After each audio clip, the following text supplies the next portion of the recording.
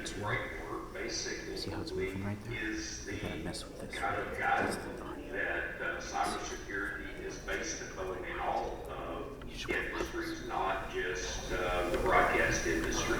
Developed by the National Institute of Standards and Technology.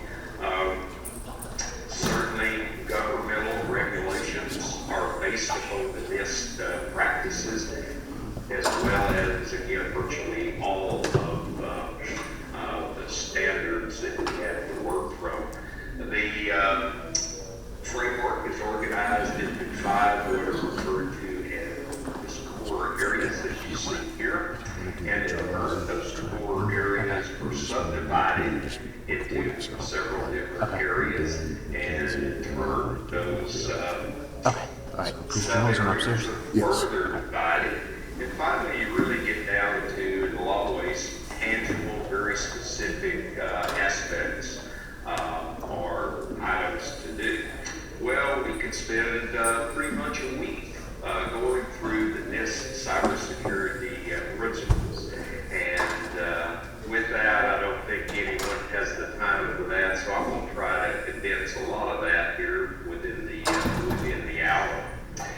The concept of defense in depth certainly is embedded within the NIST practices, and it is simply the principle that we have multiple levels of protection. In other words, you don't rely on any single level of protection. Often the firewall is looked at as a do-it-all type approach. Certainly firewalls have their place in that overall cybersecurity plan, but simply installing the firewall is not enough. We want to have multiple layers of protection. And the idea that if a layer is breached, then there's another barrier put in place. And probably the architecture of a castle is probably the best way to illustrate this principle. Typically surrounded by a moat. Well, if that moat is breached, then you're likely faced with a wall. If that wall is breached, you're likely faced with yet another wall, and so forth and so on, till you reach the core. The principle of least privilege is simply that of granting both the users and applications, and I really emphasize applications because these are often ignored, and the focus is all on the user, but you simply grant minimum authorization and minimum access to the resources that is needed to do a particular function within the organization. In other words, you sort of adopt the attitude, I'm going to deny everything and then I'm only going to grant authorization and access as required. And sort of a related concept, that of zero trust, it kind of takes the approach, well, there's really no edge to the network between my organization and others. It's all one infrastructure. And it's focused upon doing a couple of things. One is limiting the reach, or often described as the blast radius. In other words, what is the impact of that cybersecurity event?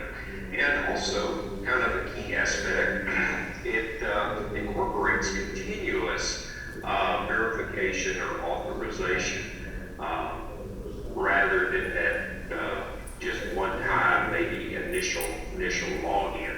Other aspects that can be incorporated are considering the device that you're using to access that resource, maybe using geolocation to detect something amiss, something that is not normal, so to speak. The concept of risk-based analysis is really a concept to take and identify and prioritize all of this is cybersecurity, not only the threats, but the protections with those. In a way, it's like, okay, you can't do it all from a practical standpoint, so let's focus on the most important stuff. And often a matrix is produced, such as you see here. And in fact, if you had, let's say, a security audit report, this is exactly what the end results would look like for his illustration. And obviously, we want to focus on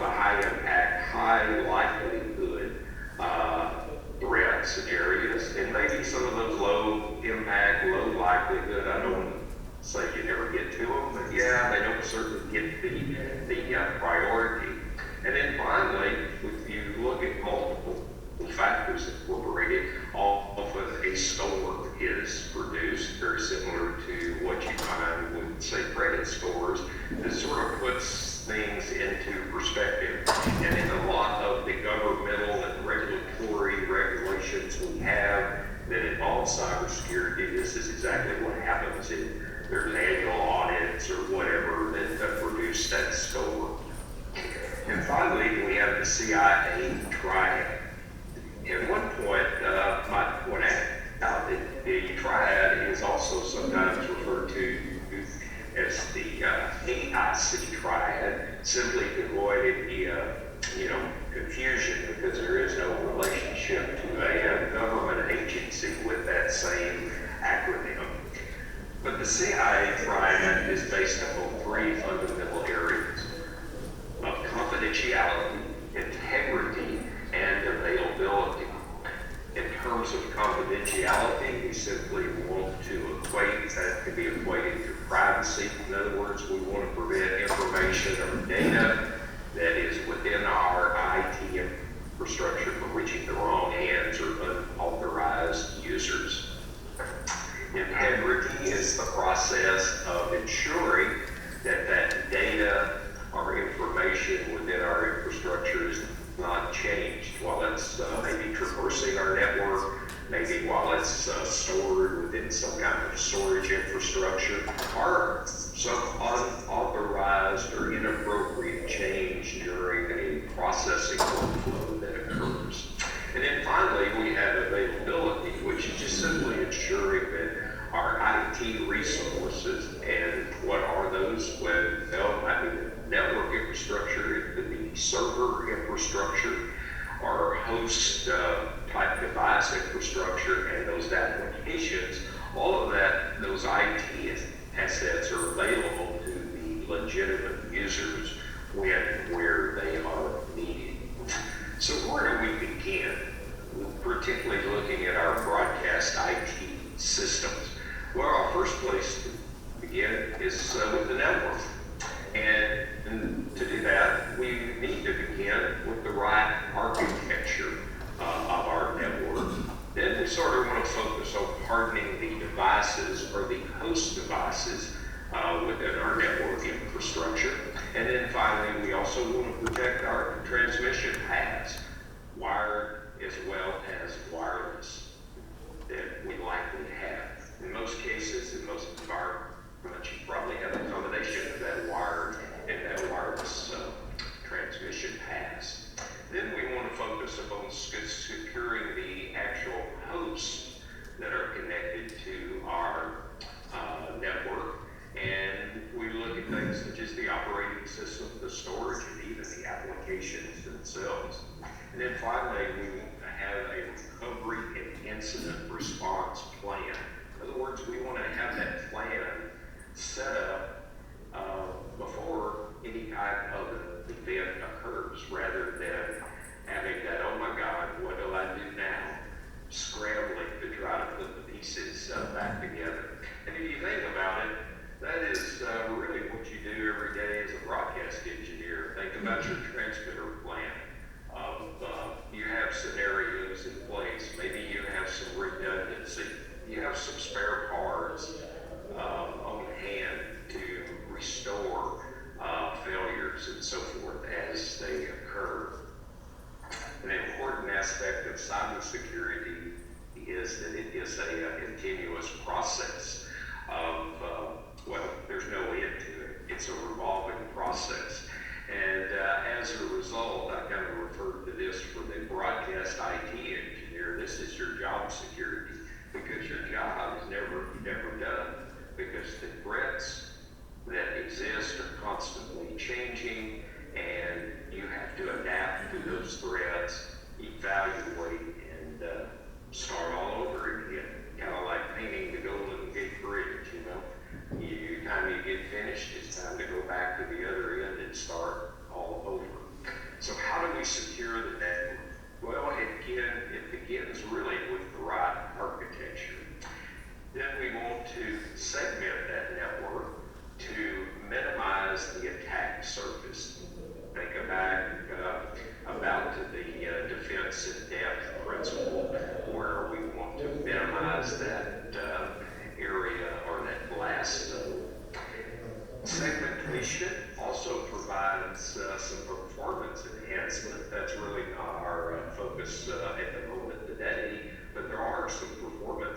enhancements that are obtained from segmentation, particularly on limiting traffic on the network, particularly broadcast traffic. But from a security standpoint, it's a way to sort of isolate things to manageable, logical areas of connectivity and so forth.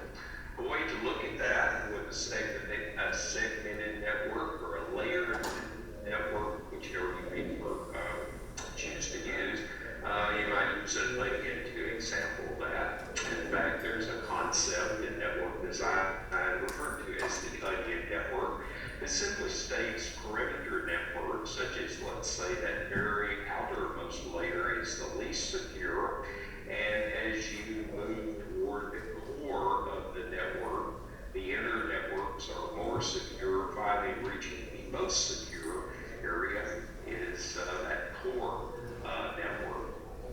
Then we want to apply our best practices. Best practices, again, are those steps that are defined under that NIST framework that are considered the way in which to secure the environment. Again, getting down to those detailed steps within that NIST framework. But we want to do that in a structured and coordinated manner. We don't want to just start implementing things. It needs to be in a coordinated manner. And to do that, I suggest that you simply follow the OSI model, particularly the data flow layers of that OSI model, and use that as your guidebook. So with that, we begin with the physical layer, or layer number one, where we simply want to restrict physical access to the network infrastructure. And there's many ways in which to do it. There's no one right solution because every network is different. In a small environment, that could be as simple as like locked equipment cabinet. In a larger environment, maybe you have a cage type environment, and even in larger facilities, you may have dedicated space that is dedicated to, let's say, the IT infrastructure. The important aspect of that is having some type of secure access that might be through card readers or cyber locks and so forth. And oh, by the way, this is maybe not the best way to implement a cyber lock. I've been accused of staging this picture, but I honestly did not. It was taken in a broadcast facility, and I'll just say it was in the top 5 marking. I didn't have a cyber lock, maybe not the best communication. Not only is obviously the masking tape with the combination, but I'm going to guess for that model cyber lock, that's also the default configuration. But an important aspect of this physical security is monitoring it, and monitoring it through things like security cameras, and also, of course, often the cyber locks have a log that is generated, and you can see who is coming and going, particularly after there's been an event that's occurred. As we move up to the data link layer, this is where we can implement or use the security features that are integrated into managed Ethernet switches. Probably the most important being the port security, but there's other capabilities such as snooping detection and so forth. And our detection, our address resolution protocol detection are probably one of the most popular ones that are incorporated into a managed Ethernet switch. But the port security simply allows us to regulate or control what host device is attached to a given switch port. We do that by limiting the number of host devices, ideally one device per switch port. And you can even control that to an individual host device by, of course, its MAC address. If a foreign device is attached to the network, then the Ethernet switch is going to drop that frame. It's going to shut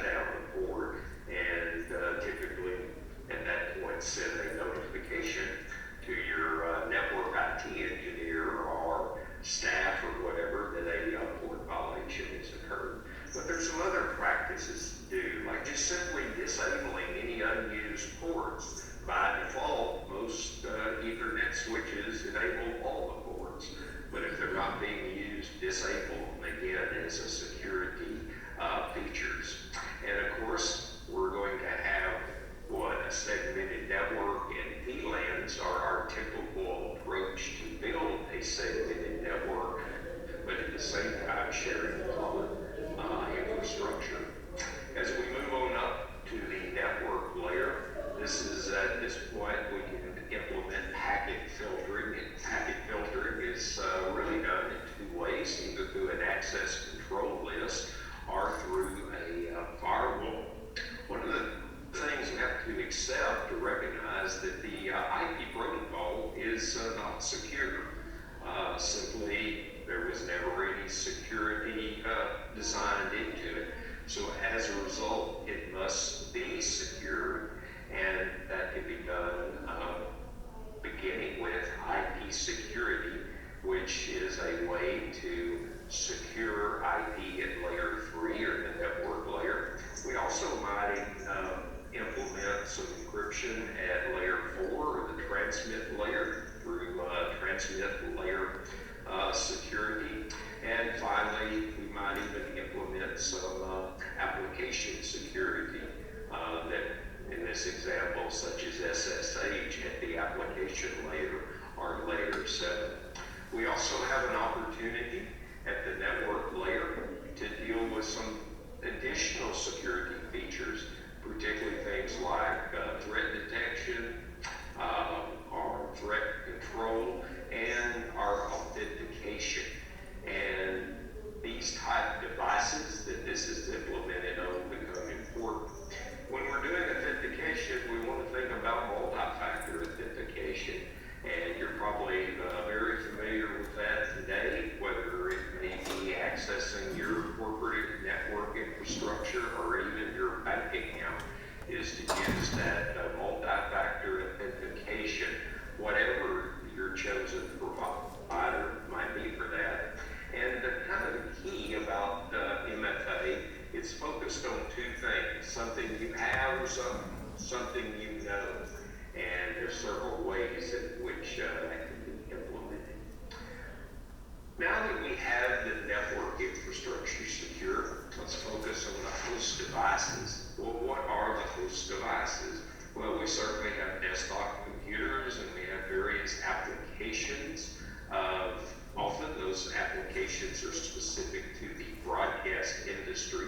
In other words, we worry about things more than just, the typical, let's say, office environment applications. But we have automation systems, we have different content management systems and editing systems, and that list goes on and on.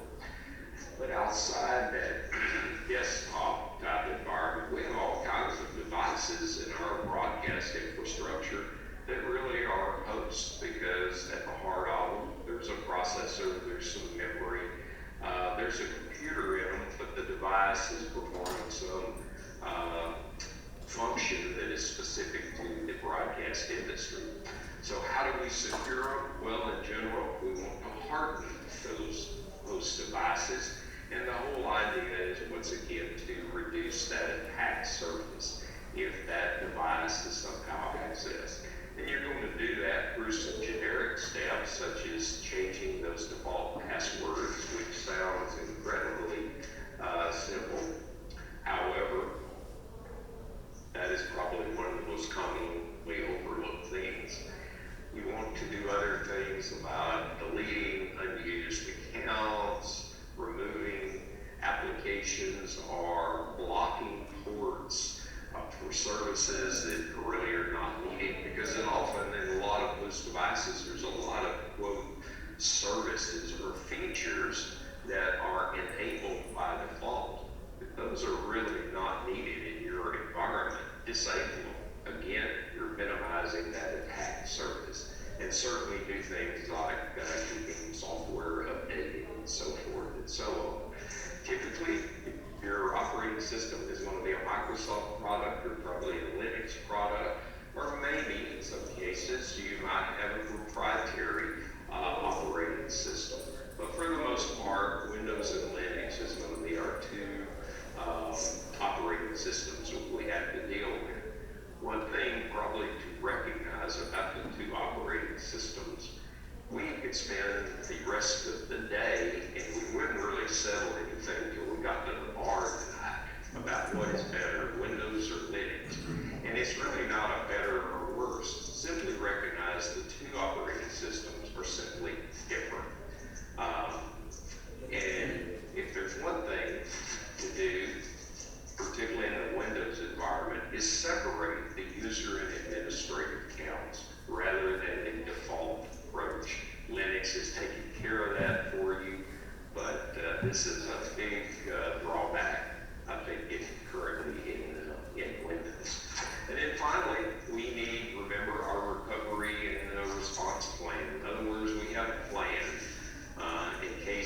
cybersecurity event occurs. In other words, we figured out how we're going to recover and respond from an incident. And of course, back to our NIST practices, they give us a framework again as we're drilling down into the details of the NIST practices of how to do that. It is based on preparation, the detection, the containment, and then the post-event activity, kind of the cleanup and the documentation, and let's learn from this event, as well as actually recovering from it. And kind of back to that KQED event that occurred some 5 years ago, they made their post-recovery very public, and not only them learning, but the industry can learn. And again, a flow chart here of that process in a little more detail. Again, and take it from the NIST practices. So who are our threat?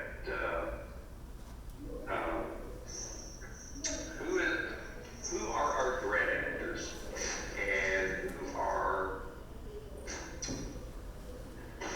pardon me, I was distracted here getting a text. Sound like we're having a little background issues, which could be my microphone maybe rubbing against my collar. So let me move that around and see if that helps a little bit. All righty. Again, back to our threat actors and an overview of those threats. Well, we have several potential threat actors that exist out there, ranging from nation states to the hacktivists and everything in between.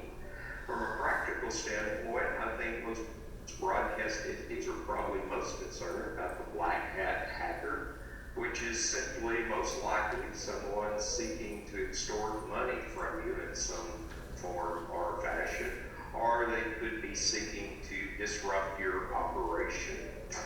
And we have the hacktivist. And if you've ever seen the TV series Mr. Robot, that's probably the best portrayal of what a hacktivist is. But it's someone that has a grudge against you. Maybe they don't like the programming that you have, or something like that. But they have a grudge against you. Having the choice between the two, I think I would pick the black hat hacker, because again, they're out to make a quick buck in some form or fashion, and if resistance, even small, will generally cause them to move on, because again, they're out to make a buck. A hacktivist has a grudge. They tend to be persistent. They tend to be patient. Again, I prefer kind of the hacker over the hacktivist. But what are our threats? Well, I think we can take a fairly long list of threats and categorize them into two categories. One is some type of malware or some type of infrastructure or network threats. With that, ransomware and the distributed denial of service attacks are the ones that we, I think, are seeing most frequently today and are most popular. With those threats come kind of an organized chain of events that, regardless of that threat, they sort of follow a sequence. The first one beginning with the reconnaissance of the network. In other words, exploration and exploring and identifying potential targets. What is a target? Well, that's a host device or devices that can be maybe attacked, or in some cases have some type of malware installed. And again, we'll follow this sequence of events, finally getting down to the actual execution of that. Where our goal really is to stop the process at the very, very beginning. And with that, by stopping it there, we can sort of save ourselves a lot of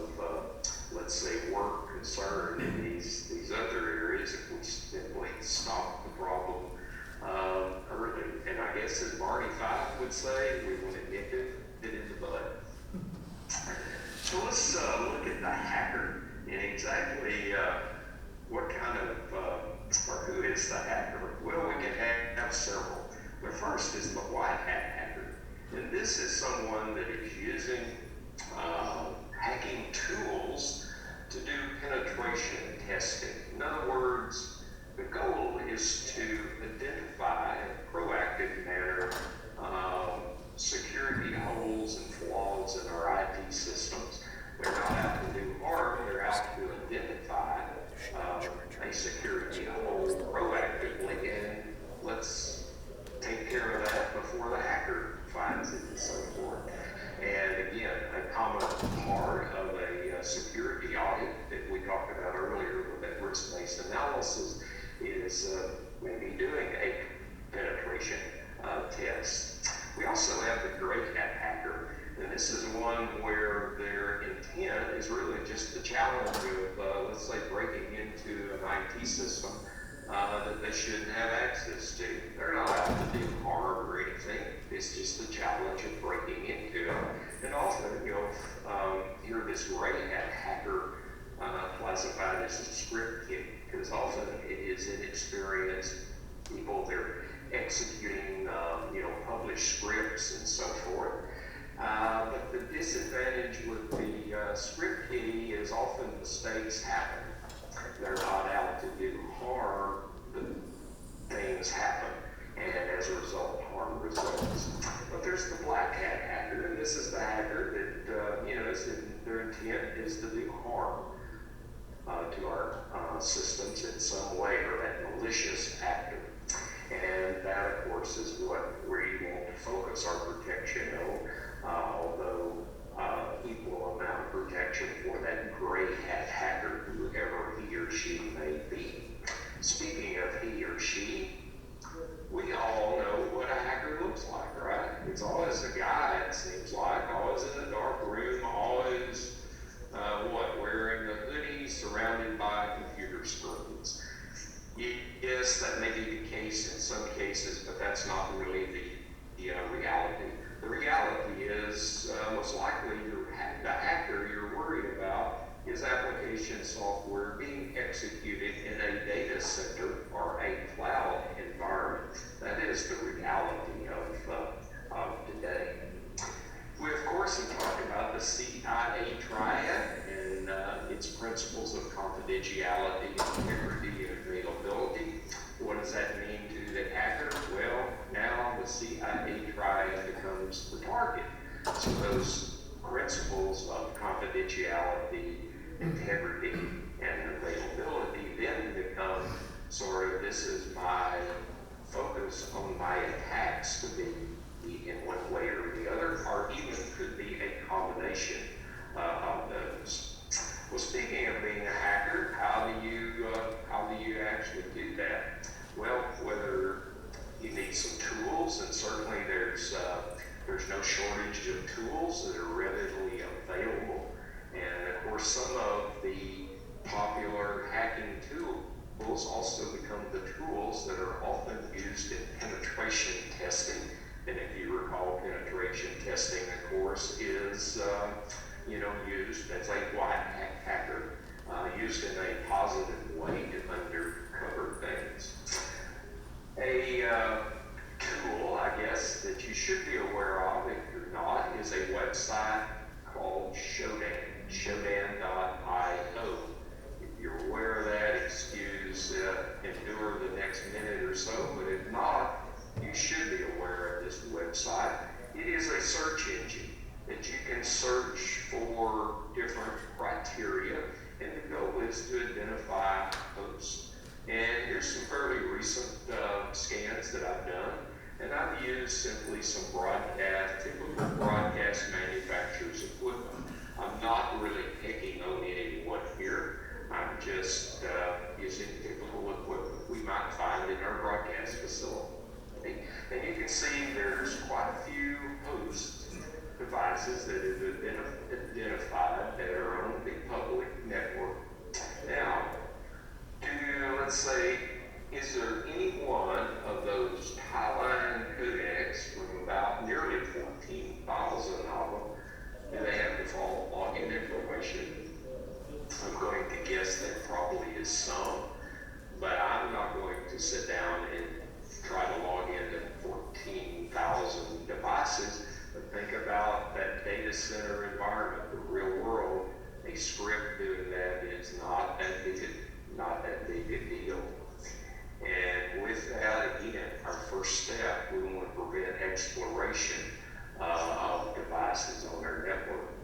So real quick, what do you want to learn from network reconnaissance? Well, I'll use some type of tool, whether it's Shodan or Nmap or Metasploit, to find a host. Okay, I have found a host device. I have no idea what it is, but I have an active IP address, so I have some type of device out there. I can then discover what operating system that device has. I can discover active ports. Active ports, in turn, often can be directly related to available services on that host. And then I can learn the versions of those services in our operating system.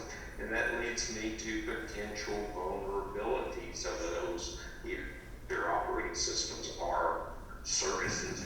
And with that, gives me some insight into compromising that host, including maybe the default login information and the actual compromise of that host. And with that, bingo, I found a device out there. Again, we want to stop the process before we get to exploring. Now, if we don't want to spend any time really, let's say, learning how to become a hacker and so forth, there's plenty of resources out there where we can simply hire the service. And there is no shortage of organizations offering their service for hire.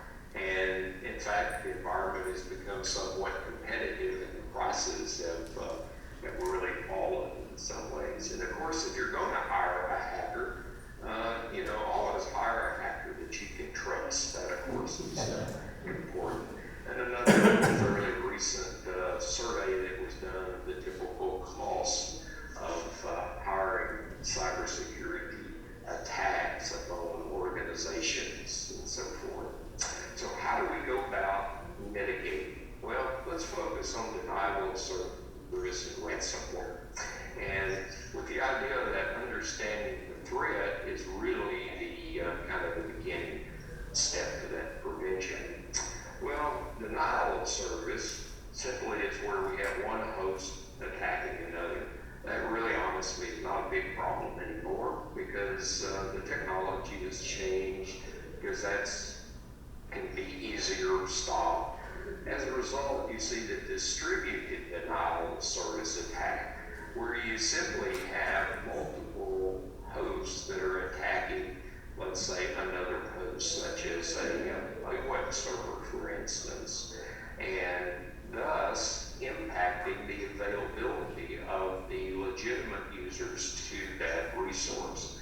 Now, my diagram does not really put the problem into perspective, because from this you see, gosh, just a handful of attacker hosts attacking a single device. In reality, some of the attacks have seen in excess of 250,000 attack hosts, and this is from a fairly recent event that involved a bunch of microtech routers that were infected and so forth. And in reality, you see incredible amounts of bandwidth or data that is generated from these distributed denial of service attacks in terms of multiple terabits of data, or several billion requests per second that occurs.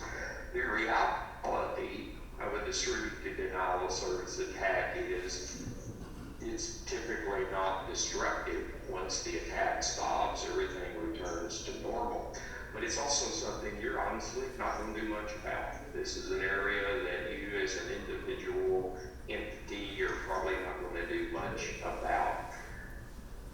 How do you mitigate it? Well, mitigation is simply you're going someone else to do that.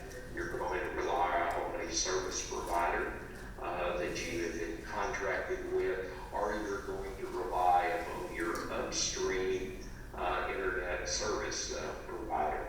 As an example of the how the internet is built, obviously the internet is not a single network. It is a network of networks or individual networks. And by relying on that upstream provider, that's really where you're going to have to stop, because you have to stop the attackers more close to the source, okay? And that is typically done through a service provider, or once again, your ISP that send basically updates out to individual edge routers and so forth to block these attackers at the edge of the network. And again, the practical way of how this is, how you would block. And if you think about, an attack with 250,000 or more actors, this is not an instantaneous example of what, it doesn't happen instantly, it takes a while, but this is the practical way.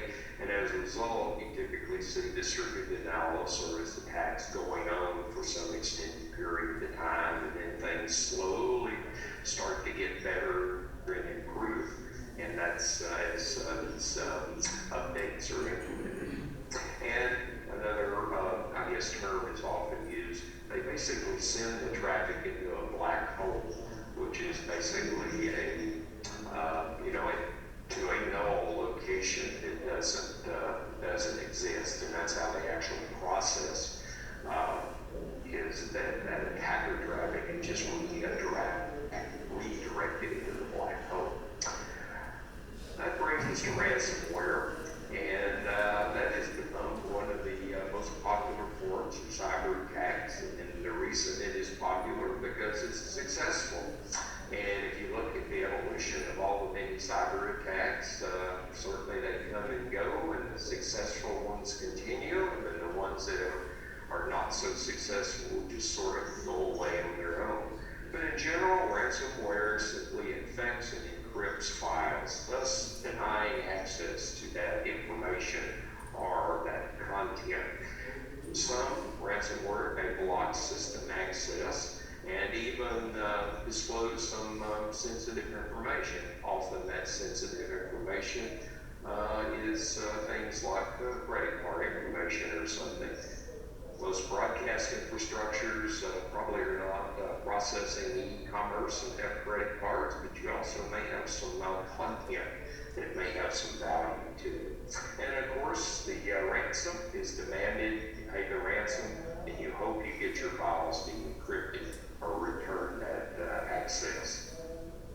So how do we protect against ransomware? Well, we want to do all those best practices things. We want to minimize the attack surface through defense in depth. We want to maintain,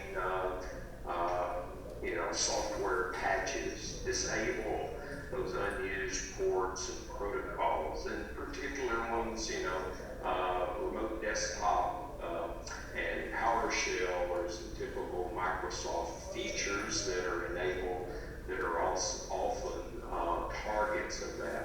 And certainly we want to back up that data, and we want to store that backup data externally. And a very, very important aspect is education of your users of the risk and the approaches to particularly ransomware through some phishing attempt. To prevent it, again, we want to just simply apply all of these, what are often described to as best practices in network hygiene. In other words, we want to do all of these preventive things in a proactive manner. And again, we want to adopt this principle of least privilege, or the principle of zero trust security within our organization. And we also want to audit or monitor things. In other words, we want to get rid of user accounts, maybe that user doesn't exist in our organization. You probably are aware of the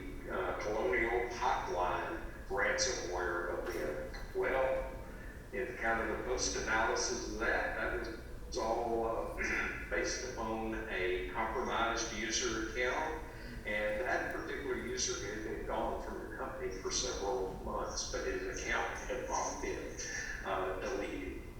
And then, oh gosh, we have the dreaded ransomware. What do? Well, we want to isolate systems, we want to turn off the host devices, disconnect them. You know, again, we want to secure any backups and so forth. And we want to preserve the evidence. Preserving the evidence is a way to help us learn from, take future prevention steps and so forth. Think about that revolving process we outlined earlier. So how do we deliver ransomware? Well, typically it can be delivered by several ways, ranging from simply email to maybe access through remote desktop. That's one of the reasons if we're not really using RDP in our environment, disable it. Maybe we pick it up through a drive-by file download. In other words, we visited a website and we downloaded a file, knowing it or not, or through some external USB media that maybe we attach to our host devices, and even pirated software. But by far, email phishing is the most popular way in which for a host device to pick up some ransomware.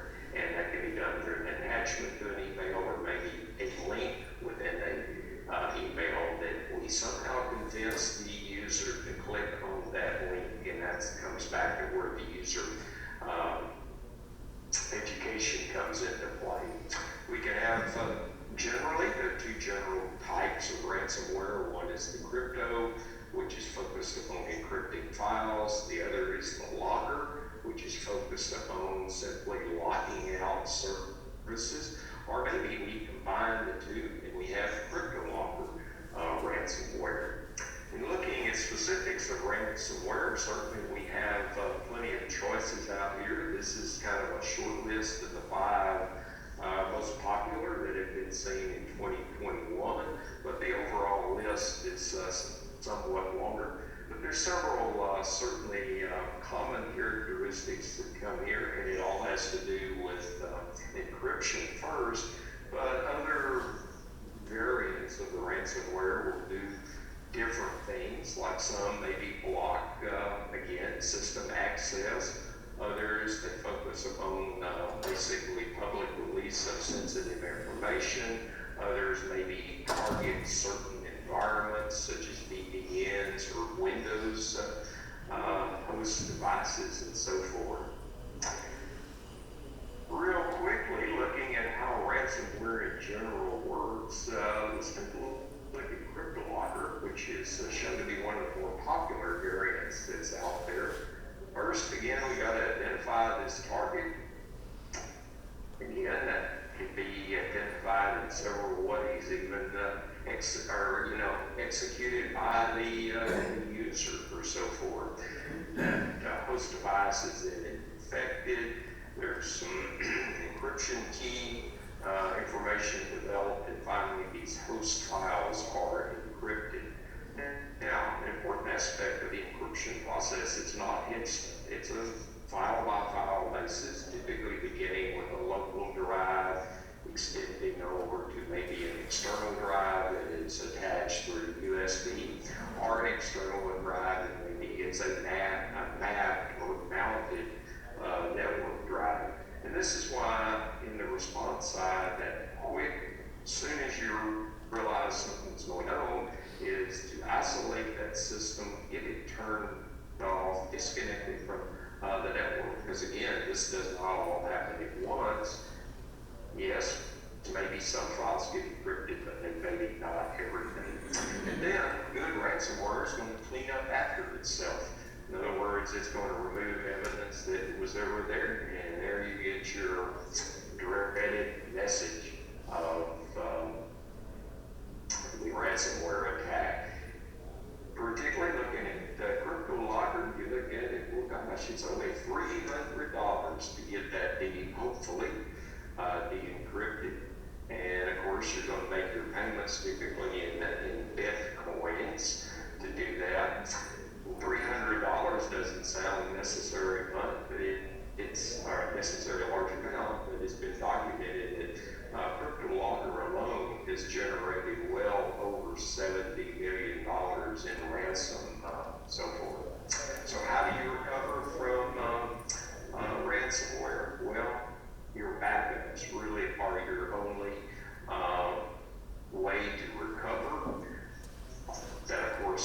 last resort measure.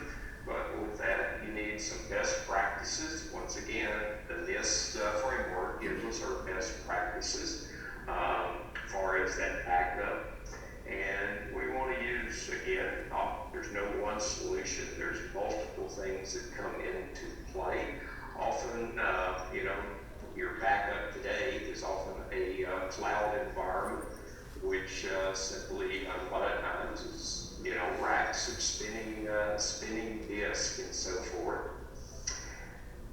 You want to use, again, principles or best practices, and one of the more popular is the backup method of the 3-2-1 rule is pretty common, where you have 3 copies of your data. You have that data on 2 different types of storage, and of course one of those is offline and so forth. Today, using something like an intelligent backup solution is recommended. An intelligent backup solution is one that is not always attached to the network. In other words, it attaches to the network when it's time to do the backup, takes care of the backup, and then disconnects. In other words, it's not online all the time, because remember, part of that sequence of ransomware is kind of this hierarchy of what it's trying to reach from the local drive to that attached storage. And then a very important aspect is know how to restore. A lot of networks are backed up. Often, very few of those can actually be restored because of the dependencies. And it's extremely important to test backup restorations. So with that, I'll leave you with some final thoughts for this morning. There is an ultimate network security approach. That is the air gap. In all seriousness, question if a critical host device within my broadcast infrastructure really needs public network access. Okay? And an important thing to keep in mind is make a distinction between remote access and public network access, because they're not the same. One of our big advantages of our migration to the IP environment is remote access to our equipment infrastructure. And certainly we don't want to get rid of that, but we want to do that remote access in a proper manner, which is encrypted and authenticated. We also have the real world OSI model. You recall the OSI model is a 7-layer model, and we use those data flow layers as our kind of focus for securing our network. Reality, it's a 10-layer model, and where we add the political, the religious, and the user layer. Layer 10 we want to be particularly concerned with, because this is where the ID10T errors occur. And it's particularly in our case, the phishing and the social engineering exploits occur here, because they're what? Focused on the user.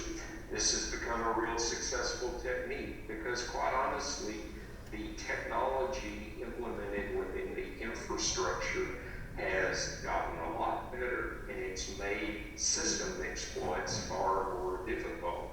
But it's still pretty easy, or easier at least, to exploit social engineering and that human weakness and so forth. And as a result, we have successful social engineering approaches. And again, important to be aware of these, make your users aware of this. This is kind of that fundamental part of that user education aspect associated with ransomware. Here's several, you'll see again, subjects that are used in email phishing attempts. So with that, I'll leave you with 12 things to do. And I won't spend our time, I know I'm probably running out of time here to read through all of these, but several of them I do want to highlight, and I'll put those in bold. Again, implement defense in depth. Have multiple layers of protection. I cannot size changing default logins. And there's an incredible amount of equipment still out there that has default logins.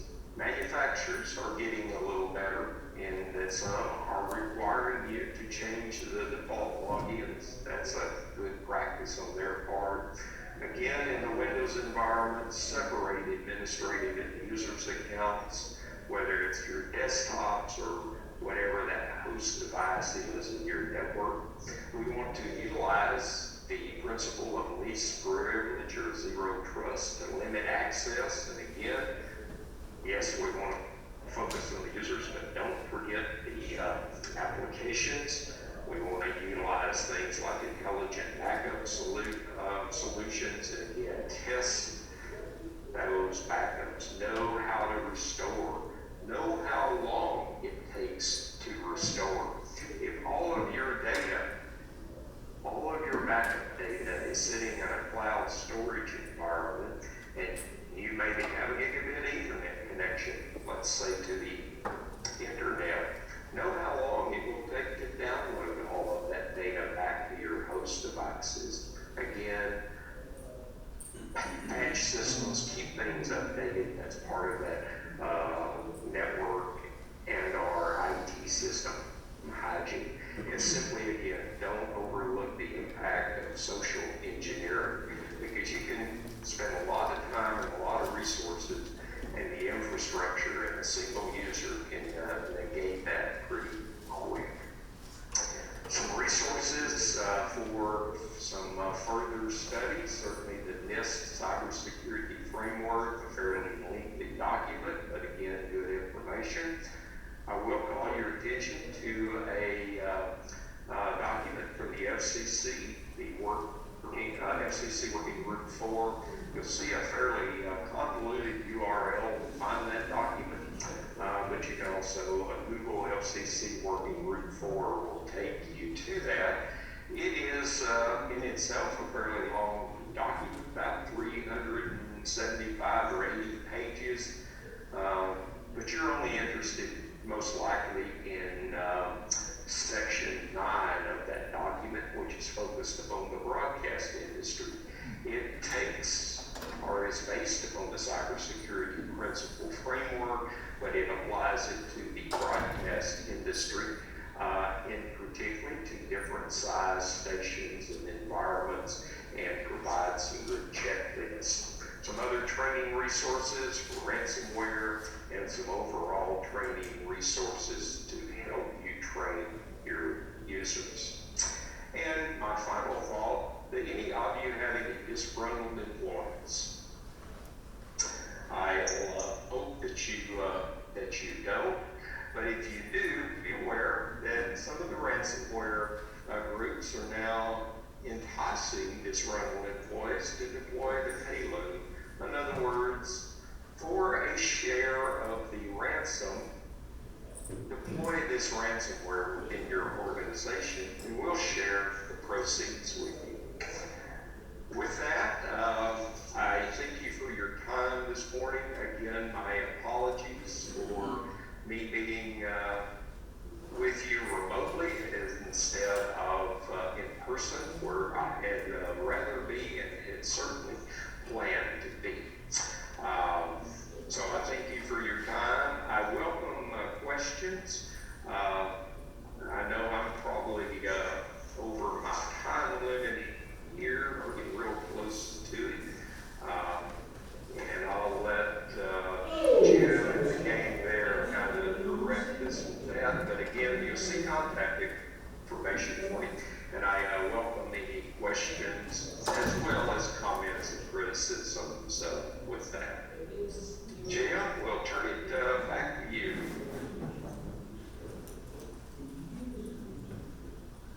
Thank you. Thanks, Wayne. I appreciate you working out this backup solution, and I'm glad we were able to hear from you today. I don't know, we may have maybe time for one question, and I know a gentleman voiced that he had a question before we even got started. So do you want me, I could bring the microphone to you and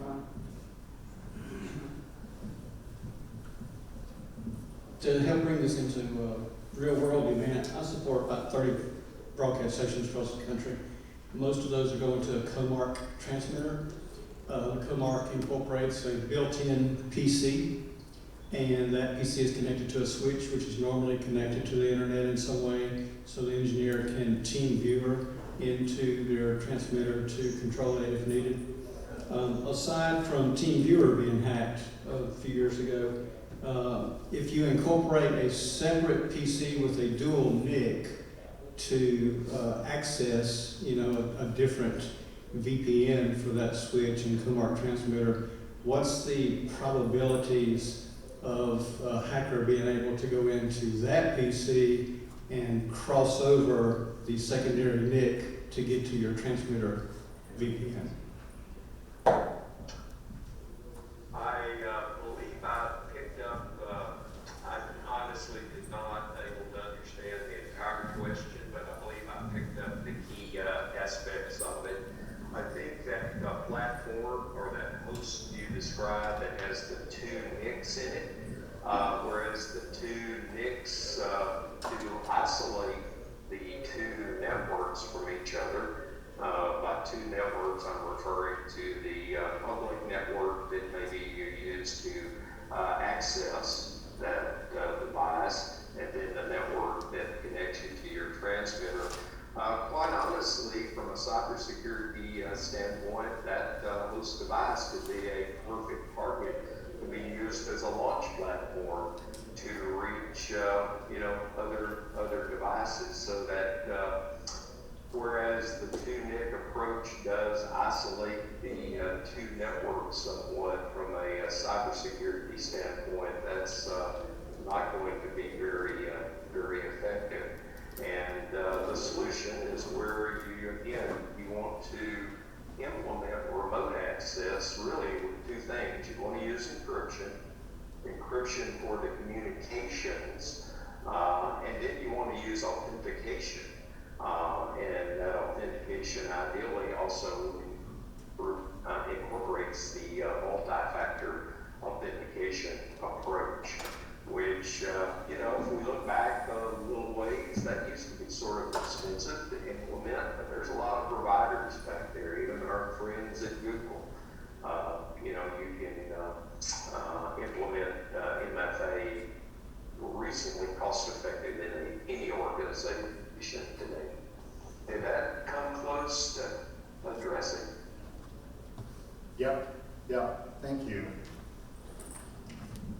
Well, I think we're going to go ahead and wrap up this session and take about a 5-minute break. If we can try to convene back again in just a few minutes, and Kathy also has an announcement for everybody. If you didn't register when you came in, if I didn't get your name, if you would please just tap me on the shoulder. I want to make sure that I have everybody's name, because we'll be giving certificates at the end of the session this afternoon. And that's the only thing I've got, so we'll see you back here in about 5 minutes to start with our next presenter. Thank you all. Thanks, Wayne. Thanks, Wayne.